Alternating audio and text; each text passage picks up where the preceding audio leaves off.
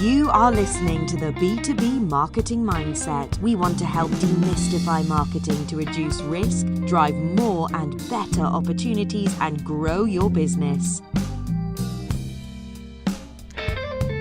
That's right. That is our stated goal. Listen, welcome to, I'm Pete Monfrey, by the way. This is episode 117 of the B2B Marketing Mindset, and we're broadcasting live from undisclosed locations in the United States. I think that's true. I interview amazing people to help you make better marketing decisions and sales. We talk a lot about sales, and we do that through the power of knowledge. If I could get an echo on that sometime, that'd be great. So today's topic, what is a thought leader strategy? Why should you care? I hate to break it to you, but you're actually smack dab right in the middle of one such matrix right now. Right now. So today's guest, David Newman, author of To Do It Selling, To Do It Speaking, Do It Speaking, Do It Selling, Do It Marketing. Podcast host, speaker, and expert thought leadership, shows us why the why's in the house. Man, I've been on a long vacation, can't speak, but if you're seeing this video live, do us a big favor, hit like, comment, or share. What that does is it tells LinkedIn to send the video farther, but more importantly, it helps me feel good about myself because I just want to be liked.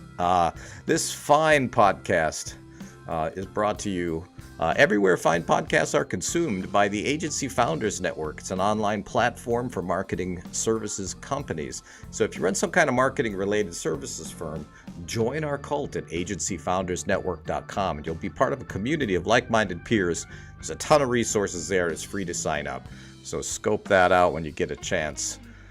Hey, David. Welcome to my my podcast. Pete, Thank you for coming on. It is great to be here. It is great to be part of your thought leadership strategy. This is it. It's happening right now. Right now. Yes, this is it. We're doing it live in 3D. It is live, and for those, so I think this podcast itself is a fair game of topic. Why do we do it live? That's a great question that I get asked a lot. What are you, nuts? It usually starts with, what are you, nuts? Hey, production efficiency, people. We don't edit this thing. We roll with it, and I put in about 2 hours a week. I don't prepare, and I have amazing guests, and I learn things from them. So it's not a bad strategy, is it? No, it's a great strategy. Great strategy. Let me ask you though, Pete, so hosting is amazing, and we can talk about the power of hosting a show, but also guesting. So guesting, tell me how much guesting you do. Well, thank you for asking. That's almost a new thing, actually. I'm actually getting hooked up with a booker, and we'll be doing a lot of guesting. So I've been mostly hosting. So here's what's interesting, and we're going to dig into all of these different thought leadership strategies and what I call market eminence, which is a combination of visibility and credibility and brand preference. But when people ask me, David, where should I start with podcasting? I say that you should start with guesting. Number one, guesting is easier, and you will get hired. Here's what was interesting. You will get hired for different kinds of services when you're a guest than you will when you're a host. So in my personal experience, when I'm hosting, and I've hosted over 450 episodes, and you're next in line, so be careful, look out, it's coming. But as a host, I rarely get leads for my speaking or training. I almost always, when people call me and they say, David, I've listened to your show, it's almost always either some kind of consulting or advisory. Now, it's flips when I'm a guest. When I'm a guest, it's like, oh, I heard you on Pete's show. I heard you with Pete on LinkedIn. We totally need to hear this message. Can you come and speak to our group? Can you come and do a half-day training? So it's very, very interesting, just the different kinds of opportunities that come to you when you're on the hosting side of the mic versus the guesting side of the mic. I did not know that, so that's good to hear. We get some over the transom. I really created it as an education platform, And before that, it was blogging and writing and Yes. doing PR. I mean, I guess this podcasting is kind of the new PR, and it's the difference between if you run an ad, the audience knows that you're behind that ad. But if you're a guest on a podcast, it's like a third party endorsement almost. Yes. At least it seems that way. But yeah, and it's not for everybody. I mean, I have to say that I guess, and it was a great question. Like, how much do you host and how much do you guest? Uh, First of all, doing both is quite a commitment, It right? is for sure. And I think that the strategy itself requires such a commitment. It's just not for everybody. And also, you need to be comfortable. Like, you're a speaker and I'm a performer, and so it wasn't that difficult for me to get in front of the camera and speak to it. Yeah. I did have to make some decisions, like, what's the persona of the on-camera Pete? Does he swear as much as the human Pete? Probably just about.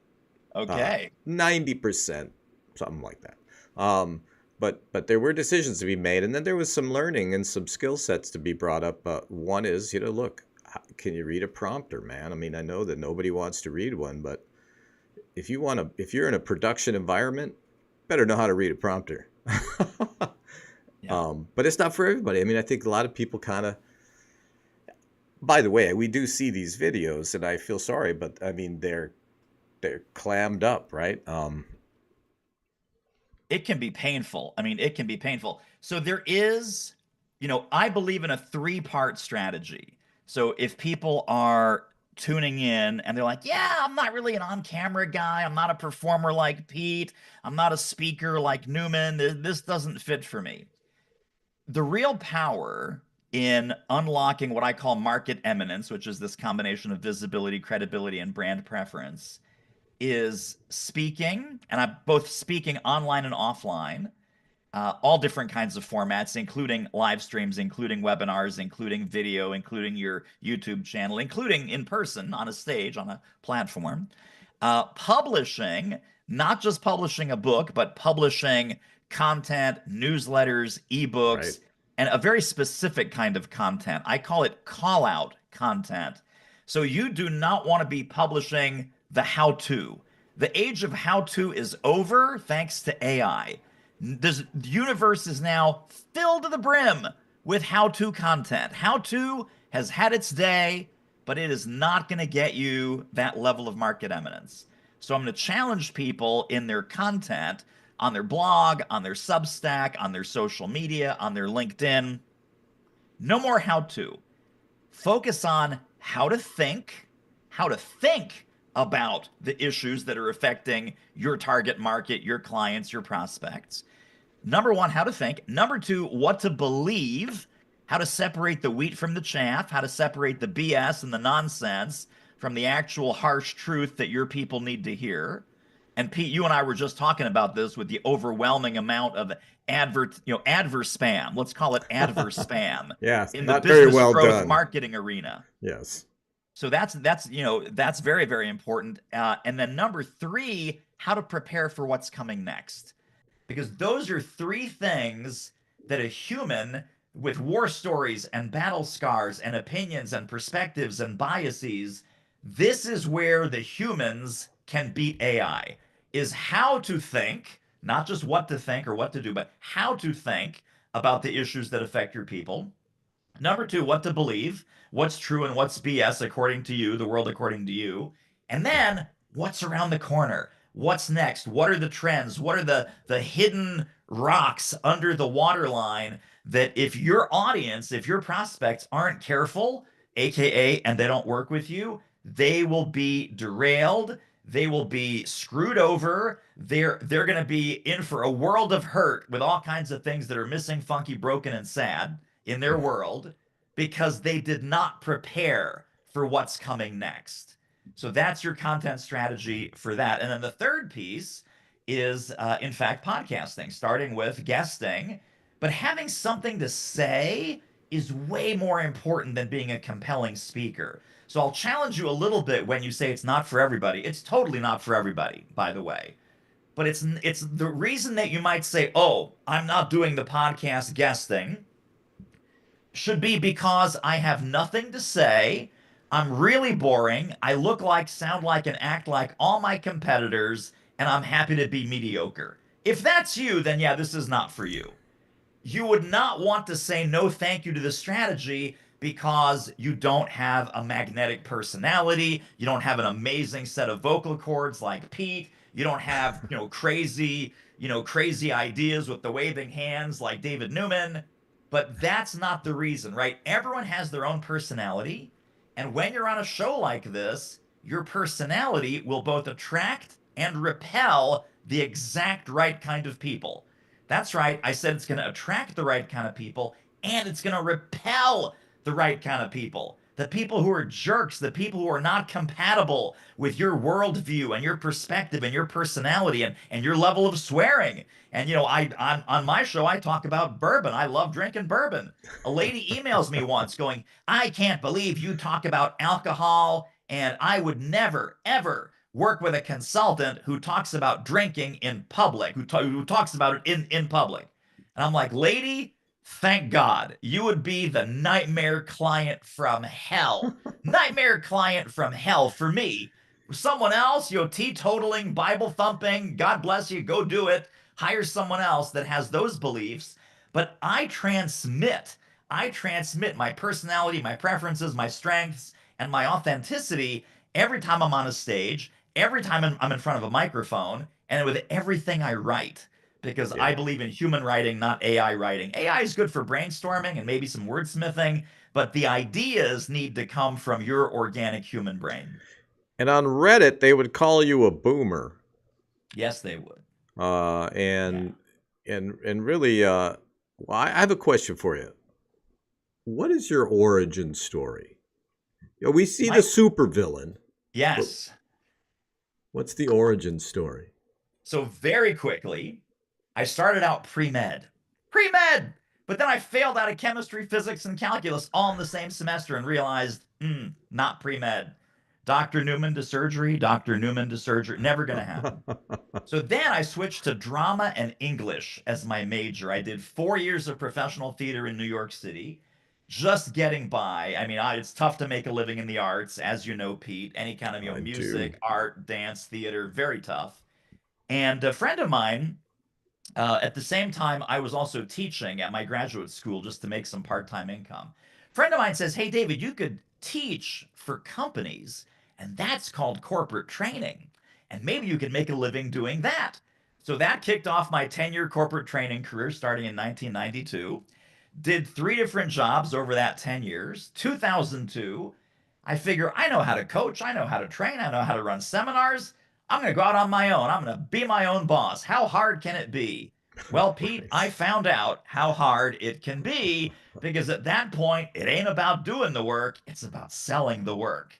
And I could not sell my way out of a paper bag. So it's pretty funny that, we always teach what we most need to learn ourselves. So that became my 20 plus year journey in figuring out, how does this marketing stuff work? How does this sales stuff work?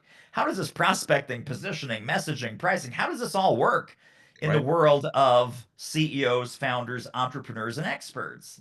And so I'm a lot smarter than I was in 2002, and I've helped about 1,800 people who was as lost as I was when I first started back 20 plus years ago.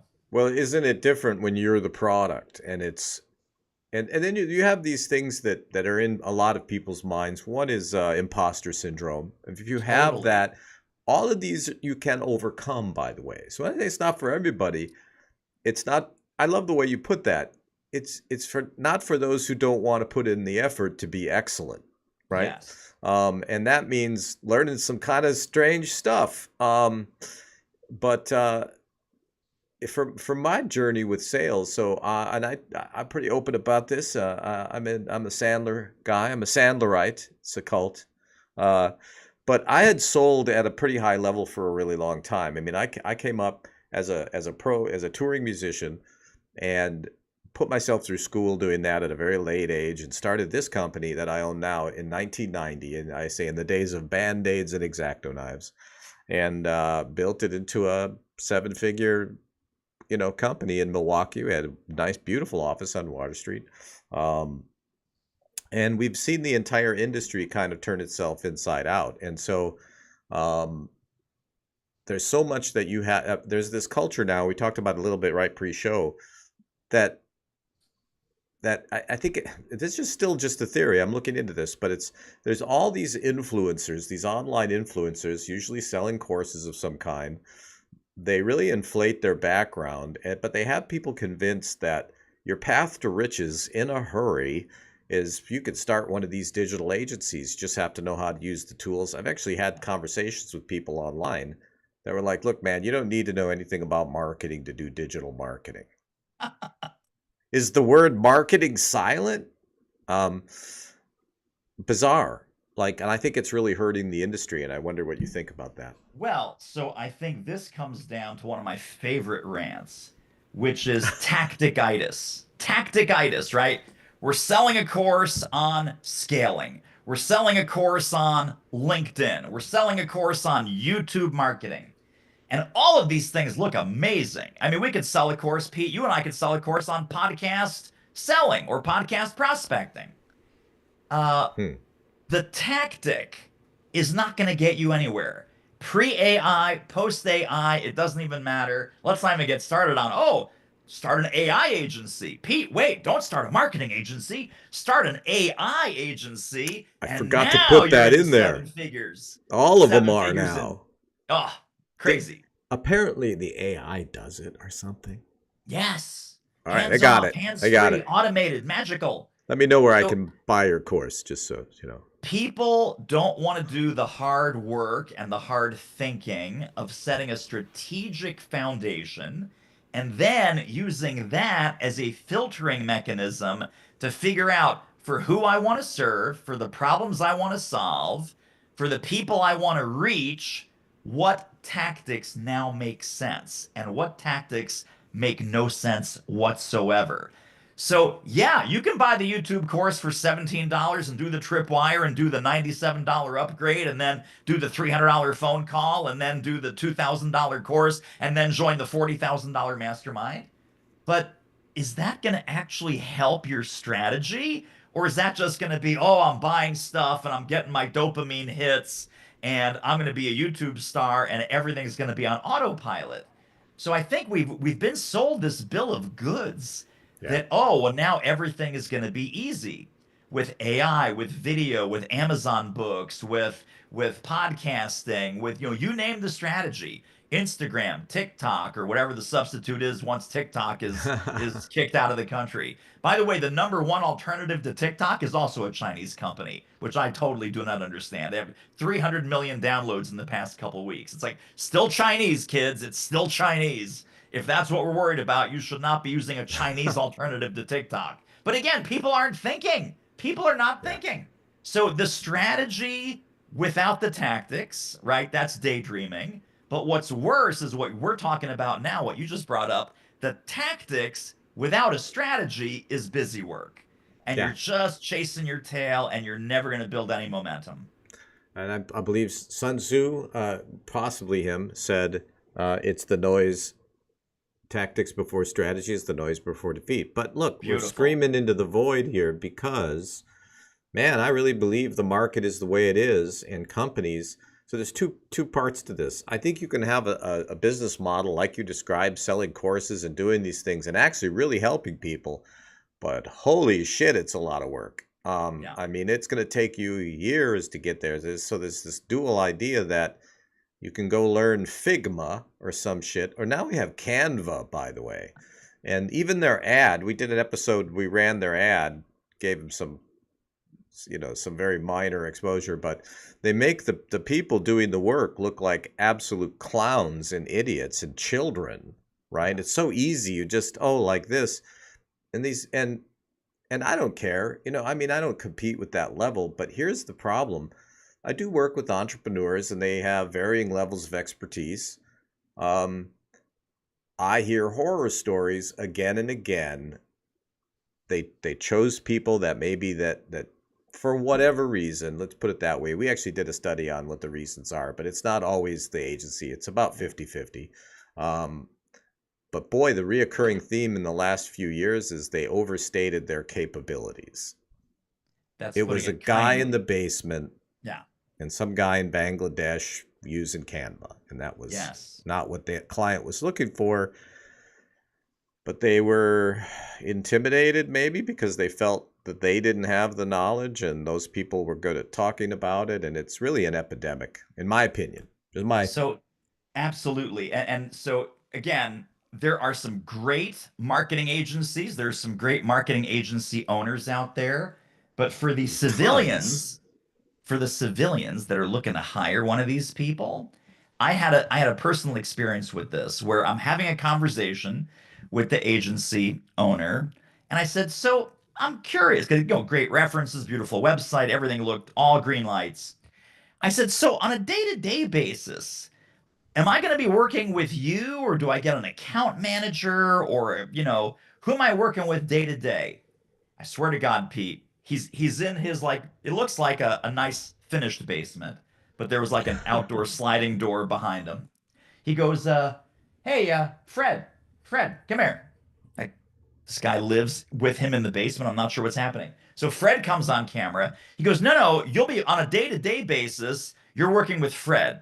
Now, Fred is wearing some ratty t-shirt. He might have just finished a hot dog, so he might be like a little bit like this. He literally comes on camera with a serious prospect, and he goes, he says, "Hey, these folks want to have a quick chat with you." The guy comes on camera. "What do you need?"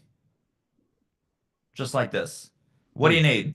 And I'm like, "Okay, we're out." I see. It's like on Yeah, Shark food in Tank, and his for mouth. that reason, I'm out. Yeah. It's, But this is so pervasive. well, and the reason I even bring it up is because we face this level of cynicism, I think, from the market that a lot of the other sub industries don't face. But it's a great topic for another program, I think, and I want to look into that more. Yeah. Um, but I know there's a guy named Alex Hormozy or something. I don't know if I'm pronouncing it right, but somebody did some digging into his background, and let me just say, talk about overstating. It's scary out there, so that's why we're here. So that's the good news. And if you want to see, if you're just listening to this thing out there in Spotify land, it is a video podcast, so you can see the rest of the picture at b2bmarketingmindset.com. And if you're running a marketing services business, check out Agency Founders Network. I think you'll like it there. This thought leadership idea, I'm having trouble stating its I'm imagining someone who's like, maybe they're on the fence, but they're kind of their root belief is, that's for prima donnas or whatever, that, they're Sure. not fired up, but they're interested. And they say, what's the value in it? Yeah. I'll let you answer that. So I try and avoid the words thought leadership, believe it or not, even though our topic is, in fact, thought leadership for CEOs and founders and executives. So, thought leadership, the problem with thought leadership, and we talked about this a moment ago, Pete, with other things. When everyone's a thought leader, when everyone's an influencer, then nobody's a thought leader and nobody's an influencer. And now we're back to square one. So rather than thought leadership, I think the next level of thought leadership is what I call market eminence. And market eminence, what problem are we solving is, I think, the source of your question. Companies and individuals and agencies that do good work in a vacuum suffer from the disease known as obscurity. And the level of work is up here in the 90, 95, or 100 range. And their level of visibility, credibility, and brand preference is in the 10s or the 20s. So, how many agency owners have you talked to, Pete, where they say, "Pete, man, we do great work. We have incredible testimonials. I mean, I've got a YouTube channel full of ranting, raving, huge fans," to strangers, to people that don't know us, folks coming in off the street, they think we're just another agency, and we have to start at square one. They don't do their homework. They don't do their research. We talked earlier before we turn on the microphones that, hey, Pete, uh, who are you and what do you do? It's like, well, that call's going to be over quick because they didn't do their homework. They didn't do their research on how Right. awesome you are and how deep your background goes. A lot of these agencies are suffering in obscurity. So it's really about the disconnect between a company's valuable work and its lack of visibility in the marketplace. So to raise yourself head and shoulders above all the other look-alike agencies that, by the way, they're all sounding the same, they're all looking the same. Every agency, and Pete, I'm sure you've noticed this, every agency that I've ever seen is an award-winning agency. Like who gives all these awards to all these agencies because they've all won something? They are literally, we are we're 17 years old and we're an award-winning agency. We It's gave like, ourselves okay, awards. we give ourselves awards.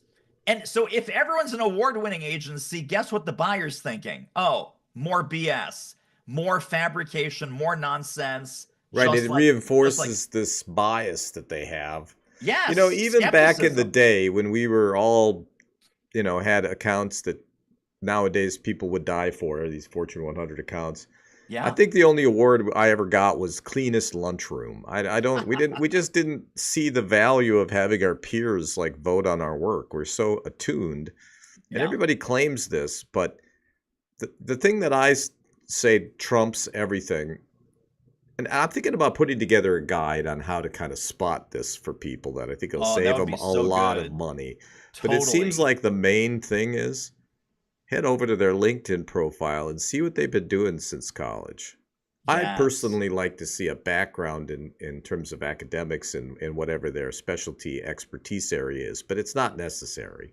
Yeah. But if they were a barista 2 years ago, right? And I almost think, now I have to say, exceptions to every rule. I know a lot of younger people that have not been in business that long who are friggin' geniuses. Yeah. But a lot of times, just the longevity of a company. Now, I say that as a very long-lived, Malcolm Gladwell would call me a oneer, because I'm not a serial entrepreneur. I'm a oneer. I had one thing and Yes. it worked. Yeah. But you can't stay in business very long operating, I think, the way that clients think that you operate. Yeah. You just can't do it. Um, and so anyway, I think it's a wild industry. But if you're a CEO, you're talking about, I think, the ultimate benefits: longevity, the value, like what. Imagine you're a CEO at a $50 million company. You report to a board. Yeah. I'm trying to think of, this is a composite of a couple of turnarounds. Then the board fires the CEO and maybe a bunch of the executives, and you're a CEO at this other maybe similar industry, maybe extremely out of the industry. Who knows, right? Yeah. They need a CEO. You've got obscure CEO guy, and you've got the dude that's racking up 50,000 followers on LinkedIn with thoughtful, smart, real content, not what people are getting a lot of these courses, which I've taken a few of these and I'm like, what was that? Yeah. That was like kindergarten stuff. But I don't Yeah. know, maybe there's a use for that. It wasn't how it was presented. Um, but I think, I mean, what do you think of that idea? No, absolutely. I think the key is, so let's talk about that because this is also a portable asset. So if you are that CEO of the $50 million company and a spot opens up, guess who they're going to hire? They're going to hire another CEO that brings that market eminence with them. So their personal brand enhances the company brand. In fact, I would say their personal brand is even more important than the company brand as far as recognition, respect, and a strong brand preference, meaning, and I say brand preference across not just consumers or clients or prospects, but every set of stakeholders Right. prefers to connect with somebody who is making a ruckus, somebody who's making a statement, somebody who's impacting the industry. So whether that's you want to attract more investors, you want to grow your market cap, you want to get more customers, clients, you want to get more media attention. We talked about PR and the new PR. You want to attract top tier talent. You want to grab the talent from your competitors and have them prefer to come work for you. If you don't have this level of market eminence, you are actually hindering your company's growth and profitability. So that's really the macro So level yeah, reason and why. so even if you're staying where you are, if I was just thinking to myself, and if if an opportunity, maybe it's your next job, right? It Yeah. isn't just the difference between getting or not getting the job. Yeah. And look, CEOs have a tenure. Look, we all know it. If you've been a CEO, you know that your days are numbered, Yeah. right? Sometimes they're years, but it depends. So there's going to be a next opportunity. It's not just that you get the opportunity, it's that there's a line item that goes with it in terms of your compensation. So that goes for consultants and founders and Yes. CEOs and everybody. We're talking about how are you building their perceived value, right? Yes. That's a perceived value is something I think doesn't get talked about enough, but this podcasting, the speaking, the writing, all the things that we're talking about, that the old term would be thought leadership, right? What's the new Yes. term? I call it market Market eminence. eminence. Thank you. Market And eminence you've is the also, name of I the saw game. innovative maverick somewhere, Yes, yes. right? The Mavericks are the ones that are thinking different, talking different, former rock stars probably, current rock stars probably. So people who are unlike, right? Unlike all their competitions. They say things that others are afraid to say. They do things that are quote unquote not done in their industry. They're rebels, right? They're the rebels, the revolutionaries, the mavericks, the outcasts, the weirdos. These are the people that stand out. And you can look in the world of sports, you can look in the world of entertainment, you can look in the world of technology, and there are people who are, you can look in the world of politics today. Thank you, Donald Trump. It's polarizing. And I say thank you, Donald Trump, regardless of if you're blue, purple, red, I don't care what you are. The great thing with Trump is he polarizes the shit out of people. The people that love him really love him, and the people that hate him really hate him. And it doesn't leave a lot of people on the sidelines. And so it's the same thing with the market mavericks, that you need to stand for something. And if you stand for something, you also have to stand against something. So Pete and I, for example, if you're into the get rich quick, make $17 million in the next 27 minutes, you already hate our guts, because we're going to tell you that you got to put your That's nose right. to the grindstone. You got to put in the work. You got to put in the hours. You have to have a fantastic team, an amazing product, and some kick-ass marketing. Oh, I don't Right. want to hear that. I want to push a button and make $17 million. Great. I'm not for you. Pete's not for you. Time to move along. Oh, But if you're not polarizing, here's what I say in the Do It Selling book. If you don't risk turning some people off, you will never turn anybody on. absolutely. I mean, I think, I've done a lot of different things, but I've also been criticized because I don't just do one thing. One of these guys that's in a big shot, outsourced CMO company that he started, and they do really well, but boy, did I get judged as somebody who was unfocused, because I've got a couple different companies, and I think mostly because I perform, but I'm a consultant. Yes. Now, I do understand that sometimes the performing can like steal the positioning away, and people get very fascinated with that. And it isn't like a bar band or an old, boomer band. I mean, I've been doing this for like 47 years, longer than I've been a marketer. I've been a pro guitarist and sideman for blues acts mostly. 11 different Grammy winners so far, but it blinds people, right? So it's actually it's a positioning problem. I have really good friends that introduce me as a great guitar player instead of what my real job is. But this guy, he just had it in his mind that you had to be this very one-dimensional thing. Now, if you're putting your brand out there, what I like to do, I got weird stuff in the background. There's a story behind everything. Yeah. It's just me. Like, you get what what you see is what you get, and Right. it's not one-dimensional at all. I don't really know anyone who's one-dimensional. I know people that are kind of quiet and reserved. You think, oh, that guy's a really good accountant. Then you find out, he spent 8 years in Afghanistan, Yeah. right? You just don't know what people have done. Yeah. And that's a place, there's a place in your brand for that. Like, sometimes I think of Gary Vee and how obnoxious he is, right? Yeah. And when he was new, it was a shock to the system. This guy's F-bombing left and right. I mean, it's like, can you get away with that? And now it's kind of old hat, right? Well, I'll tell you what's it's funny because I was also thinking about Gary Vee about 5 minutes ago into our earlier conversation about the newbies and the wannabes versus the 30 plus year veterans. The thing I do love about his story is he started out as a practitioner.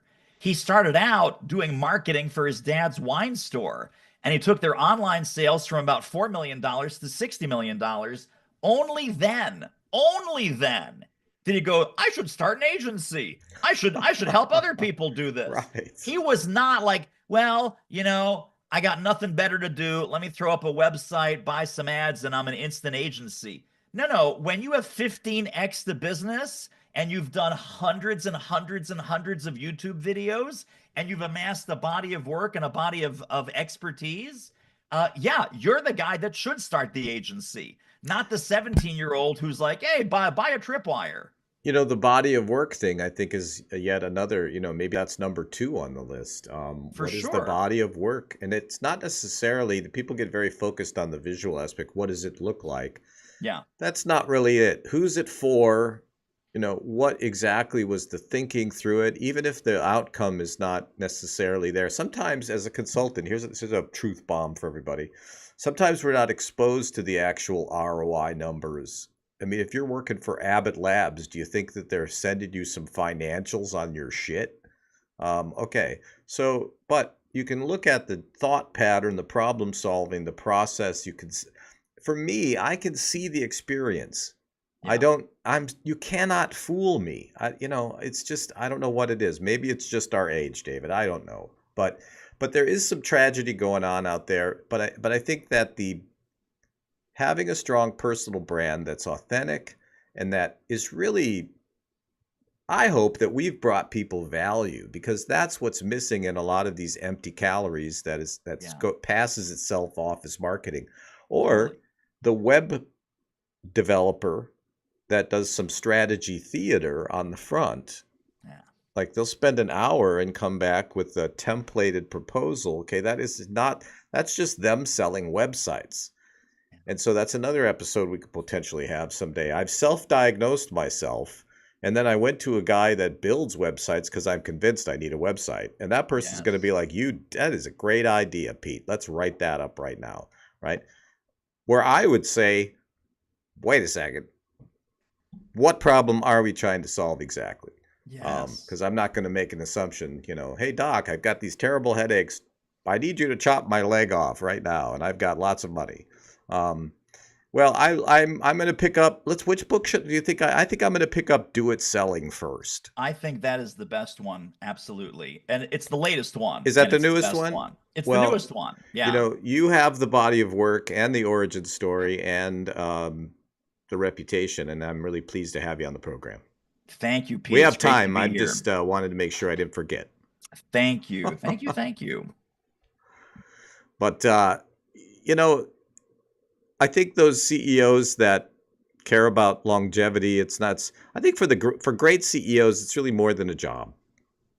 And they do have something to say. That's why they're great.